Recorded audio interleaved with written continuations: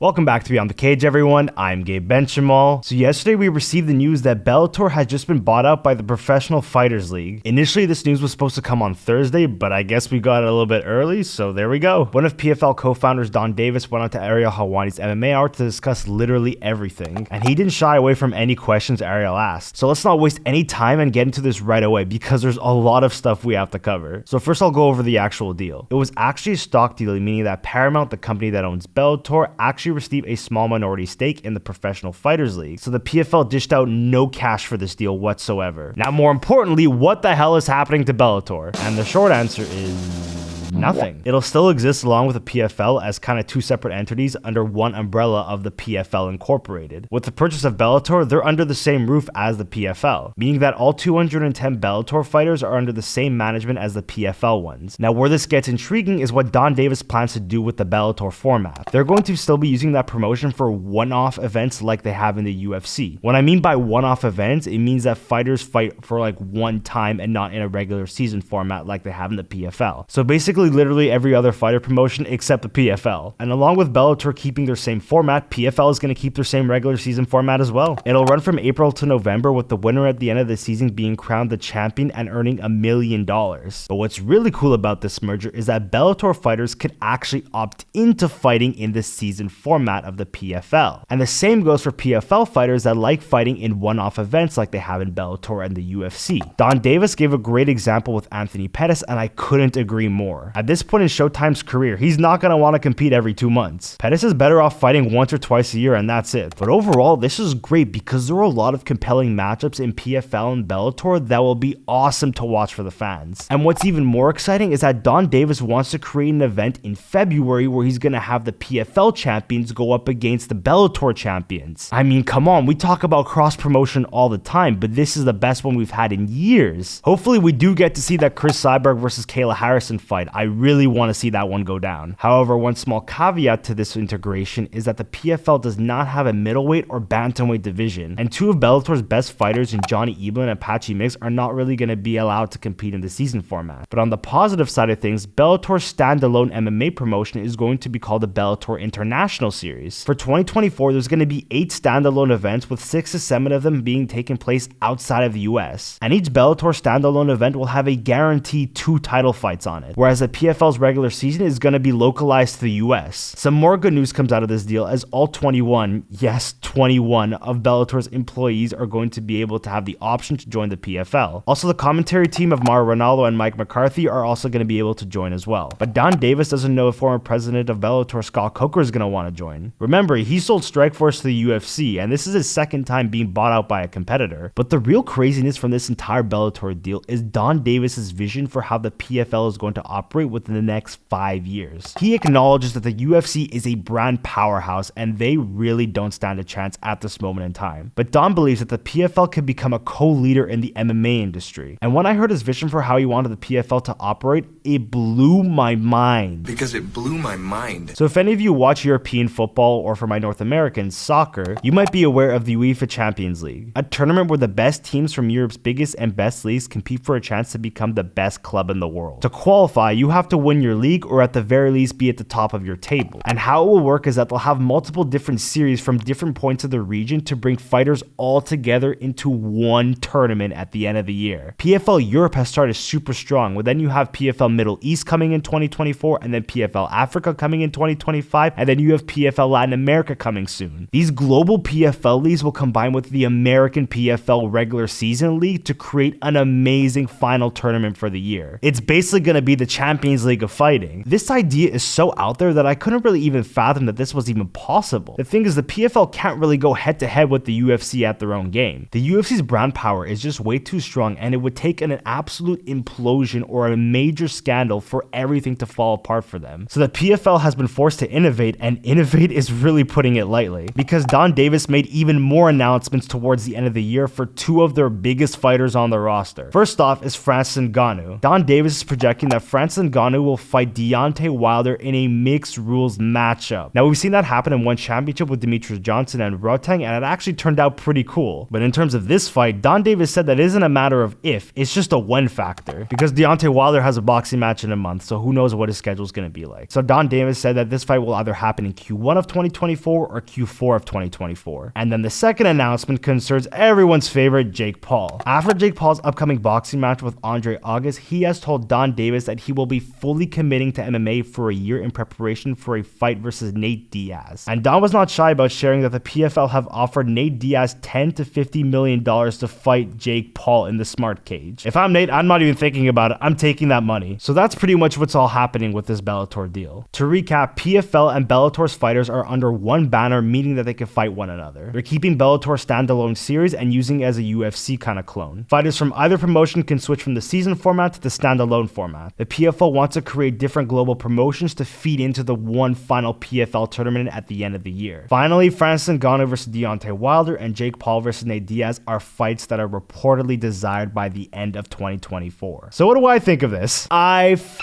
love it. Competition breeds creativity and innovation. Trying to copy the UFC's business model has clearly not worked for a lot of companies in the past, and I completely respect Donn Davis's decision to try something new, and I think Dana White really does as well. And Donn made a very excellent point by saying Dana White doesn't comment on what doesn't bother him, and that's true because for the first few years, Dana White did not really care about the PFL, but ever since they've made noise with Francis Ngannou, Dana White has definitely spoken about them multiple times in the last 6 months. One thing that kind of shocked me is that the PFL just didn't completely absorb Bellator's fighters. I respect Donn Davis and everyone at the PFL for giving them the option to either fight in the season or in the standalone series. When I heard that PFL was buying out Bellator, I thought it would be really cool for the PFL and Bellator fighters to compete in the same promotion together. But then it kind of just repeats the cycle of having a B-tier MMA promotion that can't really compete with the UFC. And after listening to that entire interview with Ariel Helwani, I really have a lot of hope for the PFL in the near future. Let's see what other people have to say about this though. Massive news, the PFL has acquired Bellator.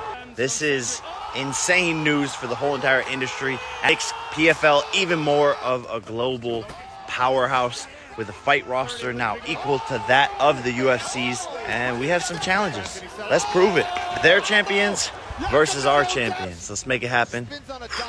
Come on now. Yeah, Jake Paul is part of the PFL, so he's going to be the biggest spokesperson for them, but I think it's still awesome to see that the PFL and Bellator have a lot more ranked fighters in the top 25 in each weight class. Someone said paid all that money just for everyone to still watch UFC in one instead of PFL. I think if you look globally, one is still number 2, but if you look in North America and the domestic market, PFL has that number 2 spot. It's going to be fun to see how PFL is going to innovate with their promotion though. Another person said here, I don't know what's the point of a cash burning company buying another cash burning company. Now this is honestly a pretty true statement, because if we're being honest, I think PFL is in the red. I don't think they're making any money, because right now PFL has kind of a ticket selling problem. So far it's been a hit and a miss. In the US they kind of struggle with the regular season, but internationally they're smashing it. PFL welterweight Cedric Doumbé's performance in France was absolutely legendary. He literally was walking out with a mattress with his opponent's name written on it. Then you had a packed stadium with Kylian Mbappe and Achraf Hakimi in the front row. Oh yeah, and Doumbé knocked his opponent out in 10 seconds. That's a star people can get around. Doumbé is loud, can put his opponents into the shadow realm, and definitely invest in the fight antics. He's also from a European country that is only now starting to really put it together with MMA. His people also appear to be passionately in love with him. Sounds like someone we know very well. Now, I'm not saying Cedric Doumbé is the next Conor McGregor, no